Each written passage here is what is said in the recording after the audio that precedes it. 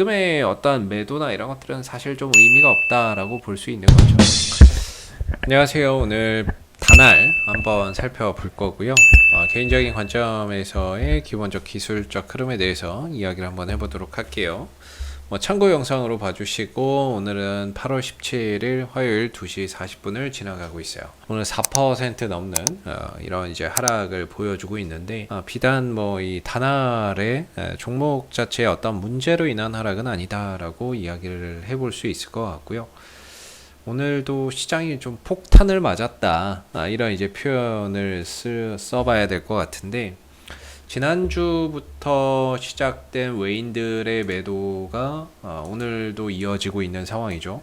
굳이 오늘 이렇게 또 파는 이유를 붙이자고 한다면, 중국의 경제 지표나 이런 것들이 좀 안 좋았던 부분들, 그 다음에 아프가니스탄의 문제나 이런 부분들, 그런 부분들 속에서 달러는 강세를 보이고 있고, 달러가 강세를 보이다 보니까 시장은 역으로 빠지는 그런 이제 상황 속에서 대부분의 업종들, 종목군들이 약세를 보이고 있는 실정인 거죠. 몰랐는데 달러가 꽤나 계속 올라오고 있었더라고요. 오늘도 7원 50전 상승을 하고 있는 상황이고요. 지금 그러면은 6일 연속 지금 환율이 상승을 하면서 이 환율이 올라가게 되면은 지수가 떨어질 수밖에 없죠. 반대로 이제 환율이 떨어지게 되면 지수는 올라갈 수밖에 없고, 즉 주가나 이런 부분들이 올라가기 위해서, 외인들의 매도가 멈추기 위해서는 환율이 좀 안정을 찾아야 외인들의 매도가 멈추면서 지수가 반등을 할 수 있다, 이렇게 이야기를 할 수 있는데, 오늘 7원 40전, 아까보다는 상승폭이 줄었네요. 아까는 9원까지 상승을 하고 있었는데 그거보다는 좀 줄어들기는 했는데, 이런 기조 속에서 오늘 지수가 상승으로 더 전환된다거나 또는 이제 낙폭을 줄이기에는 쉽지 않은 그런 이제 여건인 거죠. 그래서 오늘도 역시나 시장도 전체적으로 다 내려앉아 있는 상황이고, 종목군들도 종목 자체 어떤 악재보다는 시장의 영향으로 인한 하락이 대다수다, 이렇게 볼 수 있을 것 같아요. 그 흐름 속에서 다날도 힘 한번 못 써보고 그냥 이제 같이 내려앉는 그런 이제 모습인데, 더군다나 이제 방향성이나 이런 부분들도 단기 하방이잖아요. 그러다 보니까 지수까지 떨어지다 보니까 하락폭이 더 확대되는 그런 이제 부분들도 분명히 있다라고 볼 수 있겠죠. 그래서 이제 다날이 아시다시피 전자결제 업체가 되겠는데요. 요새는 코로나 관련주로서의 어떠한 강한 움직임도 나타나지 않고 있고, 비트코인 요새 좋던데 비트코인 쪽으로도 그렇게 반응이 없는 것 같아요. 그 다음에 메타버스 관련주로도 우리가 좀 볼 수 있다라고 말씀드리는데, 메타버스도 요즘 시장에서는 완전히 찌그러져 있어가지고 전반적으로 이슈가 없어서 못 가는 것이 아니라, 또는 떨어지는 것이 아니라, 이슈가 있음에도 불구하고 시장이 무너지니까 이런 것들 자체가 크게 의미 없는 그런 이제 상황이 돼버리고 있는 것 같습니다.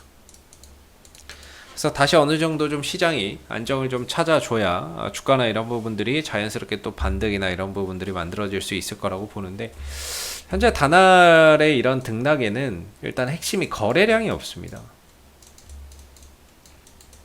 거래량이나 이런 것들이 크게 뒷받침되지 않는 가운데 상승과 하락이 나오고 있는 거죠. 그래서 무슨 의미를 크게 부여하기는 사실 좀 어려운 부분이 되겠고, 일련의 과정이라고 봐야 되는 거죠. 거래 없이 오르락내리락 하면서 하나의 어떠한 바닥을 만든다든지 추세를 만든다든지 하는 하나의 과정이라고 봐야 될 것 같습니다. 그래서 다날이 이전에 이런 하락 추세에 있다가, 하락 추세에 있었죠. 이 하락에서 좀 벗어나게 되면서 추세 전환을 좀 만들어냈었는데, 이 추세 전환 이후에 주가나 이런 부분들이 좀 저항을 받았던 자리가 7,800원, 7,700원 자리, 아무래도 이 위에서 머문 기간이 길었죠. 지지와 저항을 많이 맞닥뜨렸던 이 자리가 저항대로 작용하면서 이거 이상으로는 나아가지 못했던 것 같아요. 그리고 나서 고점 확인하고 다시 좀 되밀리는 그런 상황인데, 물론 여기서 이제 후속 거래량이나 이런 것들이 더 들어왔다면 더 좋았을 뻔 했는데, 저항대에서 이제 딱 두들겨 맞고 거래 없이 내려앉는 그런 이제 상황이 된 거죠. 시장까지 무너지니까 더 하락이 가속화되는 거고요. 이렇게 되면서 좀 달라진 점이, 이전에는 이렇게 좀 상승 추세의 흐름들을 보였다라고 친다면 무너진 거죠. 무너져서 남은 시간에 올라오기는 힘들 것 같고요. 무너지면서 이제 좀 박스권의 흐름으로 추세에 또 이제 흐름이 좀 변하고 있는 모습이다라고 볼 수 있는 것 같아요. 박스권의 흐름으로 봤을 때는 이제 6,000원대 정도가 하나의 새로운 좀 지지 라인으로서 반등이나 이런 부분들을 만들어낼 수 있는 기준 가격이 되지 않을까 싶고요. 그랬을 때 지금 6,300원이거든요. 지금의 어떤 매도나 이런 것들은 사실 좀 의미가 없다라고 볼 수 있는 거죠.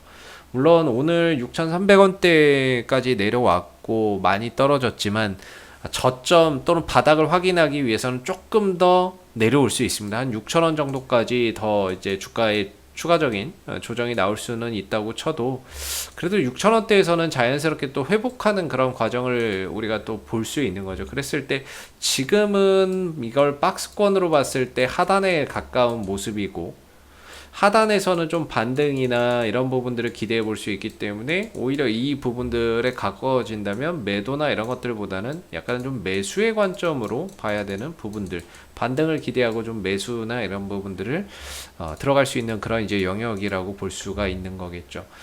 그렇기 때문에 지금은 좀 팔아야 될 자리는 아니다. 왜냐하면 종목 자체의 악재도 아니고 시장의 악재고 기술적으로 다소 좀 저점까지는 약간은 좀 더 공간이 남아 있기는 하지만 현재로서는 반등에 좀 더 가까운 그런 이제 위치, 반등을 주기에 더 가까운 위치에 들어가 있기 때문에 현재로서는 뭐 매도의 관점으로 볼 만한 자리가 아니다라고 생각을 해볼 수 있을 것 같아요. 주 후반에 뭔가 바닥을 찍고 돌려나가는 그런 이제 반등을 한번 좀 기대를 해봐야 될 것 같고 다소 좀 아쉬운 점은 이제 박스권으로 가면서 다시 좀 저점 찍고 올라가려고 하면 시간이 좀 더 걸릴 수밖에 없다라는 건데요.